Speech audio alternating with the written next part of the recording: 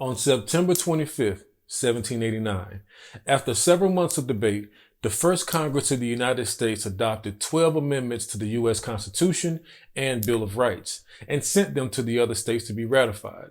This action led to the eventual ratification of the Constitution by the last of the 13 original colonies, which were North Carolina and Rhode Island. Now this, my friend, is the birth of the U.S. federal government.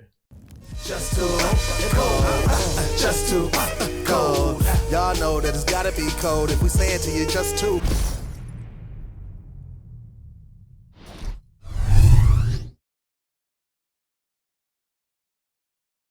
The summary points are as follows. The Constitutional Congress were the first and second Congresses of 1774 through 1781, and may also refer to the Congress of the Confederation of 1781 through 1789, which operated as the first national government of the United States until being replaced by the current Congress. It was a series of legislative bodies which met in the British American colonies and the newly declared United States just before, during, and after the American Revolution. The 13th Amendment states this: neither slavery nor involuntary servitude, except as a punishment for a crime whereof the party shall have been duly convicted, shall exist within the United States or any place subject to their jurisdiction. The 13th Amendment of the United States Constitution makes involuntary servitude illegal under any U.S. jurisdiction, whether at the hands of a government or in a private sphere, except as punishment for a crime. In other words, it is illegal to take someone against their own will and make them a slave. But with the exception of a crime, one can give up their own rights and become a slave to the government. Now, since we're talking about involuntary slavery and government, let's look at the definition of a slave. I like to use the legal dictionary to give me a good clarification of what we're talking about, because we're going to expose some key players in the government, right? So let's go in. So slavery, or traditionally known as chattel slavery. Chattel means an item or property other than real estate. Keep that in mind. An item or property other than real estate. Definition 1 says this: a man who is by law deprived of his liberty for life and becomes property of another. Definition 2, according to the Law Dictionary, states: a slave has no political rights and generally has no civil rights. He can enter into no contract unless specifically authorized by law. What he acquires generally belongs to his master. Let me say that part again. What he acquires generally belongs to his master. Okay? The children of female slaves follow the condition of their mothers and are themselves slaves. Now, there's a second part of the 13th Amendment that I really want to address, put a little emphasis on, because I think there's one key word that's used sporadically throughout the Constitution, the amendments, or what have you. And we typically overlook those things. Now, the word that I'm looking at that I find very conspicuous is the word jurisdiction. Jurisdiction in the 13th Amendment was used as such. He shall exist within the United States or any place subject to their jurisdiction. Let's look at the defining meaning of jurisdiction. Jurisdiction, according to the Law Dictionary, says this: in a state of law, sometimes referred to as particular geographic area containing a defined legal authority. For example, the federal government is a jurisdiction unto itself. Its powers span across the entire United States. Each state is also a jurisdiction unto itself, with the power to pass its own laws. Now, side note, I got to give you a side note, all right? Remember the quote in the definition of a slave? It said, what he acquires generally belongs to his masters. Revealing fact. The revealing fact is the one who is over the jurisdiction is the master in that definition of a slave. I need y'all to catch that. The one who is over the jurisdiction is the master in the definition of a slave. Let's expose this. Let's look at the Dred Scott case when he was trying to sue his masters in the Supreme Court. The Supreme Court ruled that black people are considered inferior subordinate beings and are subject to the laws and rules by the government, whether emancipated or not. That year was 1856. Let's look at the full definition of jurisdiction all over again. In the state of law, sometimes referred to a particular geographic area containing a defined legal authority. For example, the federal government is a jurisdiction unto itself. Its powers span across the entire United States. Each state is also its own jurisdiction unto itself, within the power to pass its own laws. I need you guys to catch that. Smaller geographic areas, such as counties and cities, are separate jurisdictions to the extent that they have their own powers that are independent of federal and state government. The significance of this last line proves that, yes, we can govern our own communities and apply restorative justice departments within our own board of directors, within our own communities. Check. Let's look at the Emancipation Proclamation.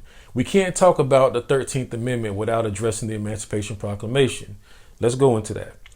In 1863, President Lincoln issued the Emancipation Proclamation declaring, in quote, all persons held as slaves within any state or designated part of a state or jurisdiction, the people whereof shall then forever be free, end quote. And that's a short version. The Emancipation Proclamation did not end slavery in the nation. Lincoln recognized that and followed up with the constitutional amendment in order to guarantee the abolishment of slavery. Check. The reason I put emphasis on the Emancipation Proclamation is because being emancipated didn't mean we were freed people with equal rights. No. It meant we were free to go or released from being slaves. Mind you, even after the 14th and 15th Amendment, we were not given equal rights until the Civil Rights Movement back in the 50s, 1950s and 60s. Instead, we were given benefits and privileges for all of these years. Absolutely. For example, instead of land, we were given wages for labor and benefits of the land, but was limited by black codes which prohibited former slaves from carrying firearms and joining militias. We were eventually granted access to public facilities by Congress when they enacted the Civil Rights Act in 1875. But then Jim Crow happened. Come on now, Jim Crow hit us hard. The Jim Crow laws emerged in the southern states after the U.S. Civil Wars, in hindsight after we were emancipated. First enacted in the 1880s by lawmakers who were bitter about their loss in the North and the end of slavery. The statutes separated races in all walks of life. The resulting legislative barrier and equal rights created a system that favored whites and repressed blacks. An institutionalized form of inequality that grew in subsequent decades with help from the U.S. Supreme Court. Come on. Remember the Supreme Court being the master of slaves. Check. Now let's talk about the prison system. The first prison in America was founded in 1790 by the Pennsylvanian Quakers, which was a Christian group. They wanted something that was less cruel and brutal than the dungeon prisons and jails, so they created a place where prisoners could read scriptures and repent, thinking that would reform prisoners. And that was a source by pbs.org. These are the two types of prisons. We have the public sector, and we also have the private sector. The public prisons, or state-operated institutions, are entirely owned and run by the government and are mainly funded through tax dollars. They are currently facing issues of being overcrowded and understaffed. This makes private prisons seems like a valuable option to combat those issues. So the increase in the issues of overpopulation creates a demand for more private prisons. Now let's address private prisons. Privately owned prisons are run by a business or a company. They are bought by private firms from the government, either local, federal, or state, and become accountable for maintaining them. The government is responsible for providing prisoners, and the prison works like a business and makes a profit. The prisons are owned by the firm who are responsible for everyday maintenance and staffing. In turn, the government pays the prison for the inmates' daily costs. Let's look at the breakdown of this, right? Every taxpayer has to pay about $250 annually to fund the public prison system. Unknowingly, this is what we agree to as citizens of the United States. All of this is mandated by who? The master. Come on. But it gets worse. When the public sector is overpopulated, they can now pay and provide private prison owners to house overpopulated inmates with our tax dollars, incentivizing imprisonment through monetization. Let me say that part again. They can now pay and provide private prison owners to house overpopulated inmates with our tax dollars, incentivizing imprisonment through monetization. What a system. America the free. Private prisons are considered a corporation. Corporations by law can raise money by selling a percentage of profits in a company. In 2018 alone, private prison companies received about $2.3 billion in federal immigration and corrections contracts, according to the data compiled by Public Citizen. Prison labor, let's talk about that. In the United States, is referred to as insourcing. We've heard of outsourcing for cheap labor. We have the rights and power to insource for cheap labor within the United States. Under the Work Opportunity Tax Credit, employers receive a tax credit of $2,400 for every work release inmate they employ as a reward for hiring risky targeted groups, RTG, risky targeted groups. $2,400 per person. According to the Left Business Observer, the federal prison industry produces 100% of all military helmets, war supplies, and other equipment. The workers supply 98% of the entire market for equipment assembly services, 93% of paint brushes and paint, 92% of stove assemblies, 46% of body armor, 36% of home appliances, 30% of headphones, microphones, speakers, etc., and 21% of office furniture, airplanes, airplane parts, medical supplies, and much, much more are definitely included. I mean, prisoners are even raising seeing eye dogs for blind people. What? Well, with all of this productivity, an inmate makes on average about 90 cents to $4 a day. Here are some of the biggest corporations to use such practices, but there's hundreds more, and I can guarantee you Microsoft is in there somewhere. They hiding though, but they in there somewhere, right? But let's look at a few. Now let's look at McDonald's. McDonald's use inmates to produce frozen foods. Inmates process beef for patties. They may also process breads, milks, and chicken products. That fake chicken they use, yeah, they probably inmate make that, yeah. Wendy's is another one. Wendy's have also been identified as relying on prison labor to reduce its cost of operations. Inmates also produce beef for patties. That's a popular thing in the fast food world. Now let's look at Walmart. The company uses inmates for manufacturing purposes. The company hires inmates to clean products of UPC barcodes so that products can be resold again. Starbucks is another one. They actually have their own subcontracting solutions company to hire workers. Check this out.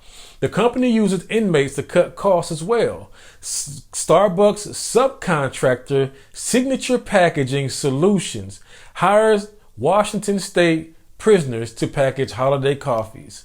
Isn't that something? They have their own temp agency. In a nutshell. Sprint is another one.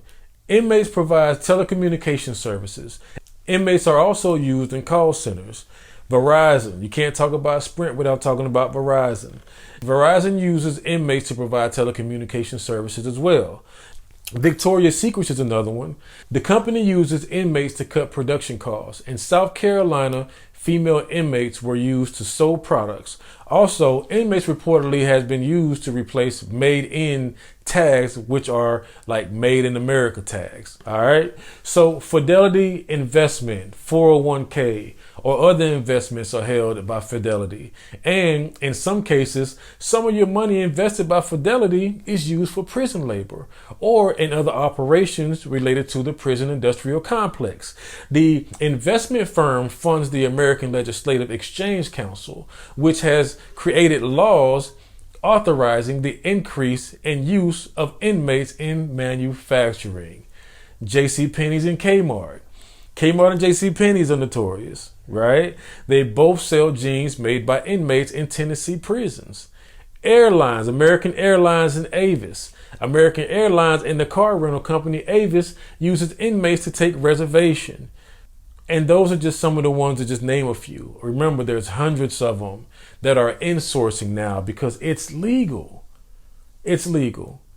Now, the point of bringing all of this up is because our ancestors have fought hard for our freedom. Our ancestors have lived, they've died, they've bled, they've been buried, they've been tortured for our freedom and what we see today in the Black diaspora. We have to be able to address a few more things before I close this out. And the last thing that I really want to address, to shed light on, is the homicide statistics. Because again, you can forfeit your own right by committing a crime. And I need you guys to be conscious of this, okay? Now let's look at the statistics in the homicide rate that we have right here in the United States. And before we start, we can't talk about homicide without properly identifying or defining the word, right? So we can all be on the same page moving forward and we could all grow together, okay? So homicide, definition of that includes murder and non-negligent manslaughter, which is the willful killing of one human being by another. Catch that, okay? Now we can get started on some stats, okay? Black Americans has had the highest black homicide rate consecutively since 1987. Check. As of September 28th, 2020, since 2019, black homicide reports show that it's been 3,902 black offenders in the United States. Talking about homicide, okay? Since 2019, the beginning of 2019, all right? 90% of the most dangerous metro areas report a median household income below the national average of $61,937. Black women are 2.5 times more likely to be murdered by a black man, which is 57%. And out of those 57%, the crimes are committed by someone current or past that have been intimate with that person. Sheesh. Nearly 1,000 people are shot and killed by the police every year. But guess what? The majority of the victims were white. Yes, it's a fact and a well-known fact. And I know that there's been a big argument about the police killing. Now, you know, with the police killing, we want to look at two things, because I've been in a few debates about it myself. And I guess I want to take a little bit of time to address that really, really quick. The two things that we want to look at are two words. We have the likelihood versus total numbers. Okay? Likelihood versus total numbers. All right? That's step one. It's a 3-step process, real simple. All right? Step two, we have the white population of the United States makes 76.3%. Right? The black population only makes up to 13.4% of the U.S. population. That's step two to realize, right? Step three, we have the greater likelihood versus the total death rate, right? Greater likelihood, higher or total death rate, okay? Greater likelihood. Who has a greater likelihood to being killed by police officers? Black population, absolutely. Why is that? Because we only make up 13.4% of the U.S. population. Who has a higher death toll or death rate of police killings? White populations. Why? Because they make up 76.3% of the U.S. population. And I also believe, in closing, that in 2019 alone, I believe that there was only 13 deaths in the black population by police officers. So think about that. Let that marinate and sizzle in your spirit. Thank you for watching the Kool Spot lecture. Please be sure to support the movement by signing up to our Patreon so we can continue to provide you guys with more great content. Also, check out my online store, which is Picturesque Urban Store, and get exclusive designs and discounts and help the expansion of the brand by purchasing your own t-shirt or hoodie and sharing it with me online so I can thank you by tagging you in a social media post. Follow the Kool Spot on Facebook, Instagram, and Twitter. And again, thank you for your time. Thank you for listening. And please don't forget to share the video. It is yours truly, Monetization, aka Mr. Kool Spot. Take care.